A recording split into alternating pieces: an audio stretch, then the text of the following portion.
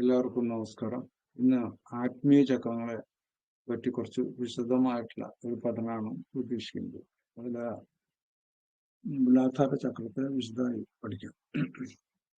മൂലാധാര ചക്രം ബുധത്തിന് 2 അങ്കുലം മുകളിലും ലിംഗത്തിന് 1 അങ്കുലം താഴെയുമായി ശരീരത്തിനകത്ത് 4 അങ്കുലം സമചതുരമായിരിക്കുന്ന സ്ഥലത്തെ കന്ധം എന്ന് പറയും.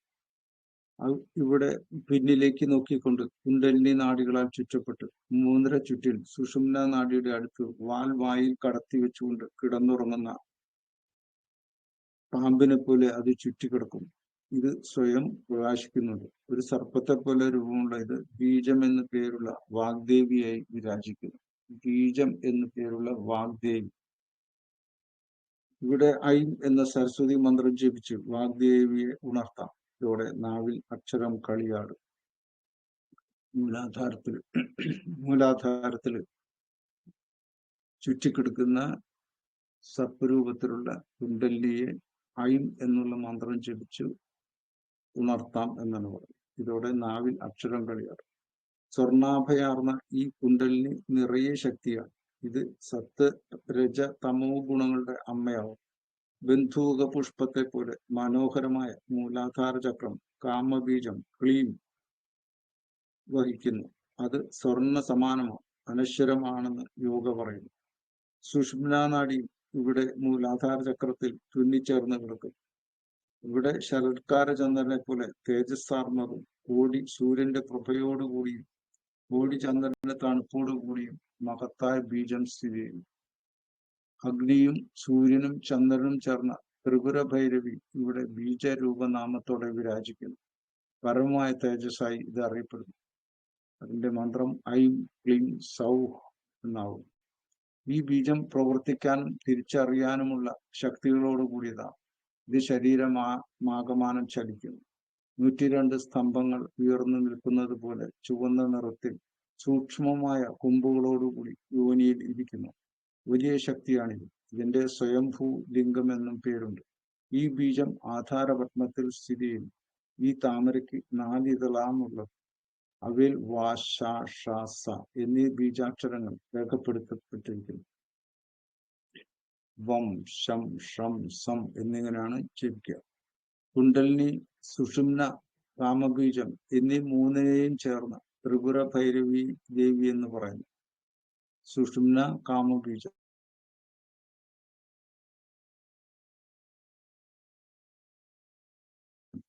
തന്ത്രശാസ്ത്രത്തിൽ കീർത്തിക്കപ്പെടുന്നു. ഈ ബീജാക്ഷരം മന്ത്രം കൊണ്ട് ലം എന്ന ബീജമന്ത്രം കൊണ്ട് ഈ ചക്രത്തിൽ വർണ്ണാൻപിക ദീക്ഷ നൽകാൻ കഴിയും. വർണ്ണാൻപിക ദീക്ഷ എന്നുള്ളത് പിന്നീട് വിശദമായി പറയാം. മൂലാധാര വർണ്ണൻ ഈ സ്വയംഭൂലിംഗത്തോടൊപ്പം സുവർണ പ്രകാശത്തോടുകൂടി കുലം എന്നു പേരുള്ള ഒന്നുണ്ട്. അവിടെ ആ താമര മധ്യത്തിലെ യോനി കുണ്ടലിനി ഭഗവതി വിരാജിക്കുന്നു. അതിനടുത്ത് തന്നെ വിരണ്ട സ്വഭാവങ്ങളോടെ രാഗിണി ദേവത അംഗരക്ഷകനായി നിൽക്കുന്നുണ്ട്. കുണ്ടലിനിയുടെ മുകളിലായി തേജോരൂപത്തോടെ കാമബീജം ചുറ്റിത്തിരിഞ്ഞുകൊണ്ടിരിക്കുന്നു. യോഗ വിചക്ഷണന്മാരായിട്ടുള്ള മൂലാധാര ചക്രത്തിൽ സദാ ധ്യാനം ചെയ്തുകൊണ്ടിരിക്കുന്നു. ഇതുമൂലം അവർക്ക് ദുർദൂര സിദ്ധി തവളച്ചാട്ടം ലഭിക്കുന്നു. ക്രമത്തിലുള്ള പരിശീലനം കൊണ്ട് വായുവിൽ നിന്നും ഉയർന്നു പൊന്തിപ്പോകുന്ന വായുവിൽ നടക്കുന്നതിനും കഴിയും. യോഗിയുടെ ദേഹത്തിന് ഉത്കൃഷ്ടമായ കാന്തി ഉണ്ടാകും.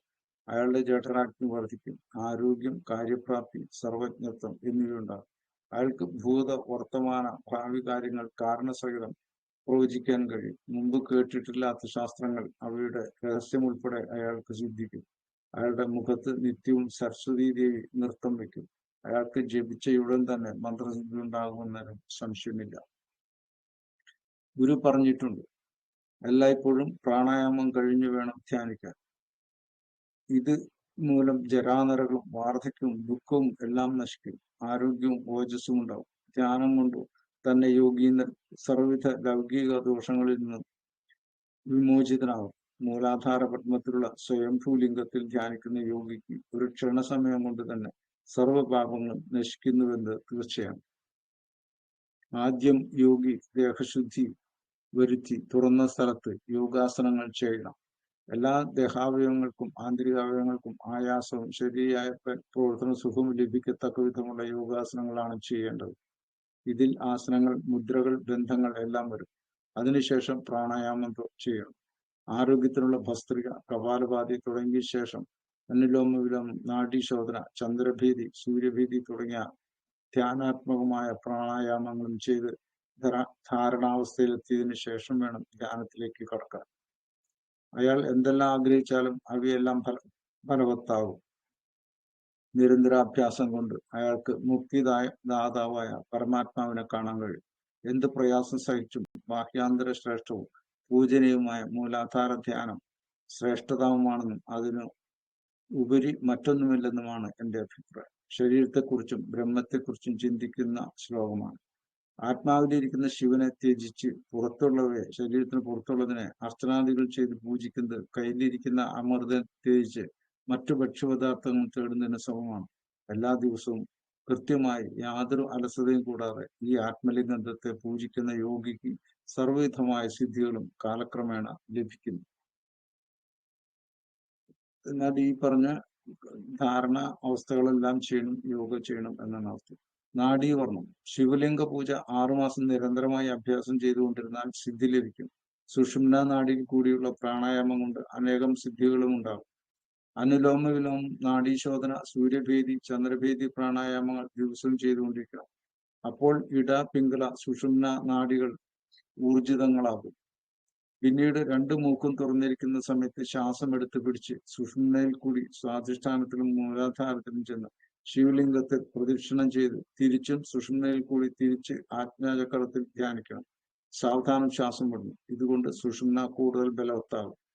ഈ യോഗി മനസ്സിനെ ജയിക്കുന്നു, മനസ്സിന്റെ ചപലത്വത്തെ നിയന്ത്രിക്കുന്നു. പ്രാണായാമം കൊണ്ട് ബിന്ദുവിനെയും തന്മൂലം ശുക്ലത്തെയും സംരക്ഷിക്കുന്നു. ഊഷ്മികി സിദ്ധിയും, ശരീരം ചൂടാക്കി നിർത്തുക എന്നതും വന്നു ചേരും. തലയിലെ പിന്നിലുള്ള ബിന്ദു വിസർഗ ചക്രത്തിൽ നിന്ന് താഴേക്ക് ലലനാചക്രത്തിലേക്ക് ഇറ്റിറ്റു വീഴുന്ന അമൃത് അവിടെ നിന്ന് മണിപുരത്തിലെത്തി ദഹിച്ച് ശുക്ലമായി തീരുന്നു. ഇങ്ങനെ ഉണ്ടാകുന്ന ശുക്ലം മൂലാധാര ചക്രത്തിന്റെ നിയന്ത്രണത്തിലുള്ള ലൈംഗിക അവയവങ്ങളിലേക്ക് വരുന്നു. യോഗിക്ക് മൂലാധാര ചക്രത്തിൽ ധ്യാനിച്ച് മൂലബന്ധം ചെയ്ത് ശുക്ലത്തെ അവിടെ നിന്നും സംരക്ഷിച്ച് ശിരസിലേക്ക് കൊണ്ടുപോകാൻ കഴിയും. മൂലാധാര ചക്രം ഭൂതത്വമാണിത്.